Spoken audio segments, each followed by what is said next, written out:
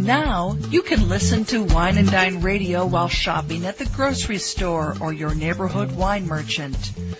Wine and Dine Radio can be heard using your wireless internet on your cell phone. You're listening to iWineRadio. iWineRadio is a production of Food Tastes Better with Wine on the web at iWineRadio.com. Hey guys, I thank you for listening to iWineRadio, and we are still the only wine channel on iTunes Radio. If you go look under iTunes Radio icon and scroll down to News and Talk Directory, and it's listed alphabetically, click on that and the stream comes up immediately. iWineRadio.com, where you can find links to individual guests. And if anyone's interested in advertising or becoming an underwriter or sponsor, please contact us at iWineRadio.com. We really, really appreciate your support. The more support we get, the more conversations I can have with fascinating people around the world, including you. If you have a story to tell that you'd like to share on iWine Radio, go to iWineRadio.com and contact us, and we'll go from there.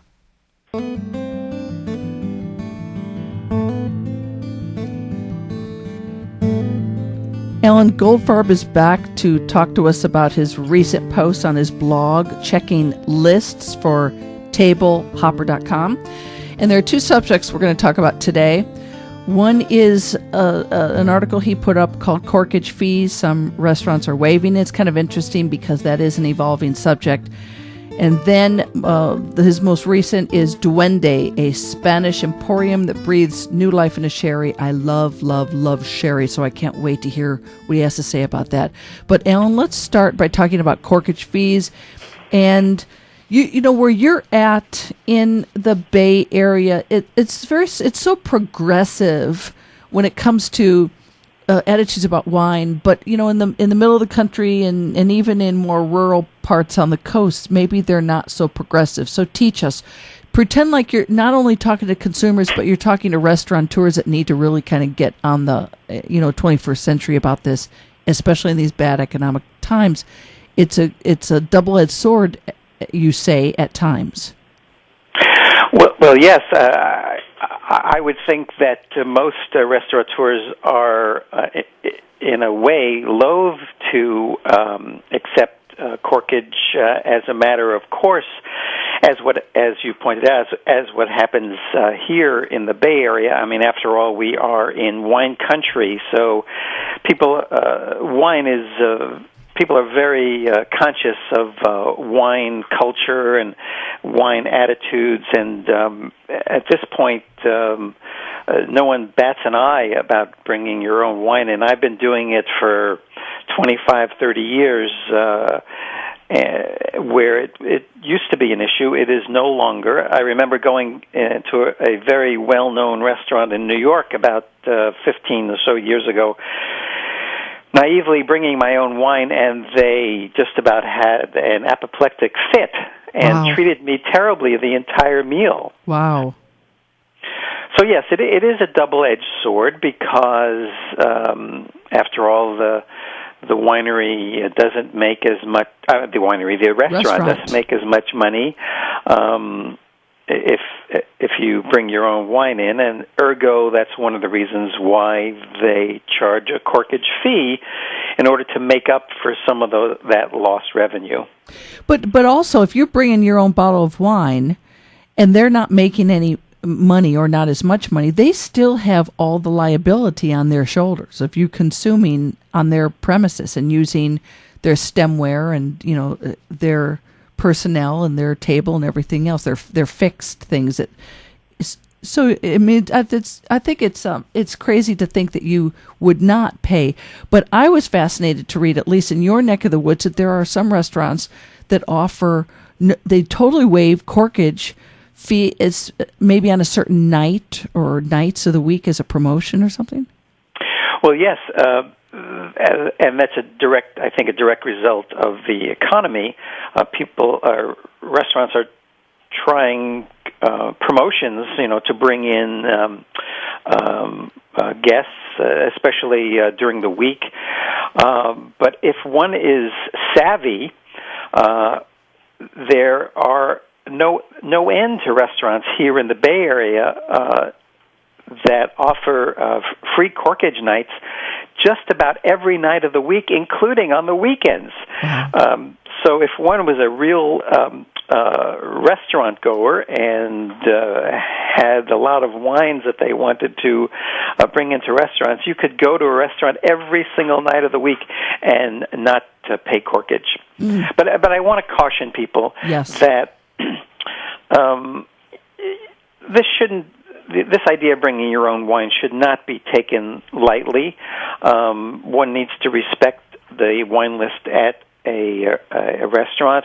So I think the best idea is to peruse the wine list before going in to the restaurant, and do not bring a wine that's already on the list, which is a big insult, or even bring a wine that's, shall I say, is not worthy, a $10 wine that you just bought at the corner 7-Eleven, if you can do that in the area where you are, is really a big insult and not good form.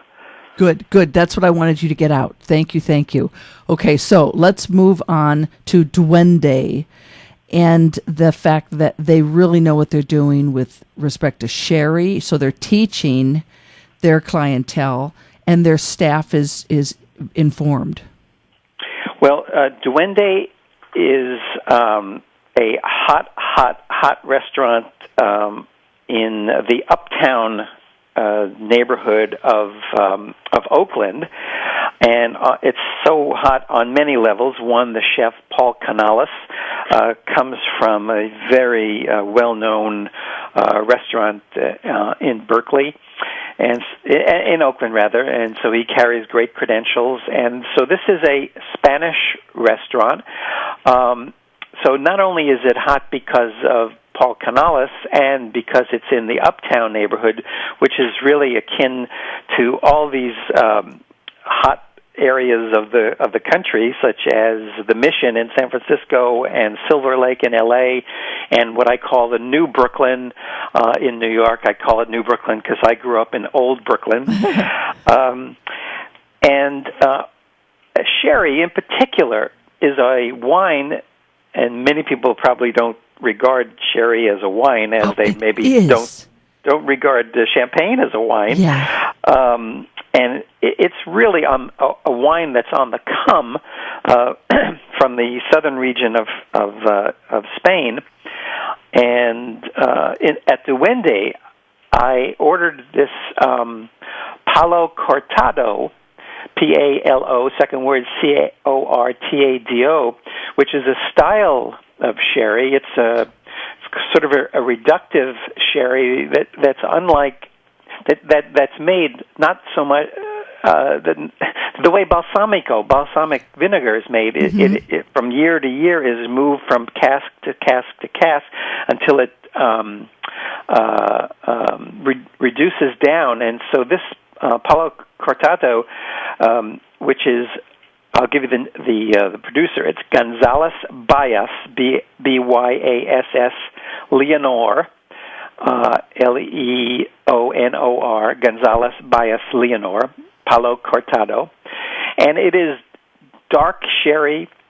And in a blind tasting, one would take it for a really good, nuanced rosé. That's how complex it is. It's just one of the most gorgeous wines, and certainly one of the greatest sherries I have ever tasted. Wow! And you enjoyed it with some lightly fried salt cod and potato. Yeah, that's the brandade, and the ubiquitous Spanish tapas, croqueta. And here at Duende, they're just so light and just so gorgeous, and the salt cod and the potato went perfectly with the Palo Cortado. Can I ask you about one more wine real quick before we're out of time? And that is that you mentioned in your corkage article, a sparkling wine from Umbria. I've never had a sparkling wine from Umbria before. I hadn't either, and I've been to Umbria. You want to know the name of it, right? You think I remember? Oh, I've got it in front of me. Scacchia Diavoli Rosa Vino Spumante. Oh, yes, I do remember. It was at a restaurant called A16 in San Francisco, or A16. A16 is the main highway that runs through the Campania region in southern Italy near Mount Vesuvius. So it was such a also complex, and it was a rosé, so it was mostly. I think it couldn't have been Pinot Noir because I don't grow that in Italy. I can't remember the grape now, but it was again so complex and so rich, gorgeous. Oh, you have Sagrantino grape. Sagrantino, yes, very good. That's it. I don't have it in front of me. I'm sorry. It was I caught you. Ago. I caught you off guard. Well, Alan Goldfarb, contributor to tablehopper.com, we will have links up to these, and we thank you so very much for checking lists for us. Oh, thank you. We will have links up to all of his work, and you're listening to Wine and Dine. Now you can listen to Wine and Dine Radio while shopping at the grocery store or your neighborhood wine merchant. Wine and Dine Radio can be heard using your wireless internet on your cell phone. You're listening to iWineRadio. iWineRadio is a production of Food Tastes Better with Wine, on the web at iWineRadio.com. Hey guys, I thank you for listening to iWine Radio, and we are still the only wine channel on iTunes Radio. If you go look under iTunes Radio icon and scroll down to News and Talk Directory, and it's listed alphabetically, click on that and the stream comes up immediately. iWineRadio.com, where you can find links to individual guests. And if anyone's interested in advertising or becoming an underwriter or sponsor, please contact us at iWineRadio.com. We really, really appreciate your support. The more support we get, the more conversations I can have with fascinating people around the world, including you. If you have a story to tell that you'd like to share on iWine Radio, go to iWineRadio.com and contact us, and we'll go from there.